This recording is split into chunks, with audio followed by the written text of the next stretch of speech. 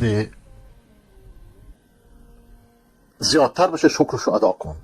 ای طالبان اگه بخواهید، ای حکومت طالبان اگر بخواهید این حکومتتون ادامه داشته باشه، حکومت دست امریکا نیست، دست شوروی نیست، دست شرق و غرب نیست، قدرت مالکش خداونده. بدونید که این جمله رو بشنوید، بدونید که با من کردن کتب ابن تیمیه و امثالش، ببخشید این جمله رو به کار ببرم، قبر خودتون رو به دست خودتون میکنید. شکر نعمت رو اینجوری ادا نکنید. نظام فاشیستی بشار اسد در تمام مدت پدرش کتاب ابن تیمیه آزاد بود، تا که مرکز فرهنگی ایران اومده بهشون یاد داد در سال 80. اخیراً در 10-15 سال اخیر ممنوعش کردن و هرچی ممنوع کنید محبوبتر میشه. این اشتباهات رو تکرار نکنید. اشتباهات رژیم ایران رو تکرار نکنید.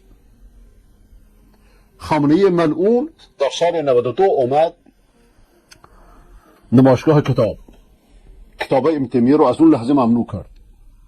از سال 92 به بعد هرچه که ابن تیمیه نوشته، برای که ابن تیمیه محفشاند نور و سگ او کند، هر کسی با طینت خود میتند.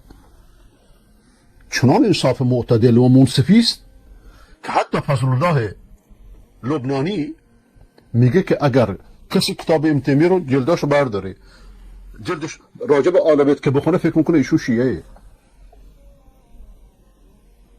مثلا عرض میکنم حاشا و کلا.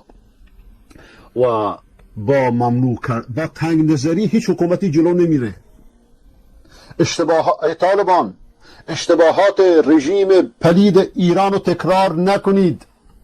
با ممنوعیت کتب مصلحان بزرگ اسلام قبر خودتون را به دست خودتون نکنید. شما شهید دادید، زحمت کشیدید، 20 سال جنگیدید، بلکه 40 سال جنگیدید. با این تنگ نظری ها کار درست نمیشه. اگه با تنگ نظری کار درست میشد، رژیم ایران کارش درست میشد. ببینید ملت چطور سرش افتاده. شما وقتی کتب ابن تیمیه و امثال ابن تیمیه ممنوع کنید، تنگ نظری نشون بدید، مردم فقط به یک مذهب بخونید، بدونید که نسل جدید از خود رندید.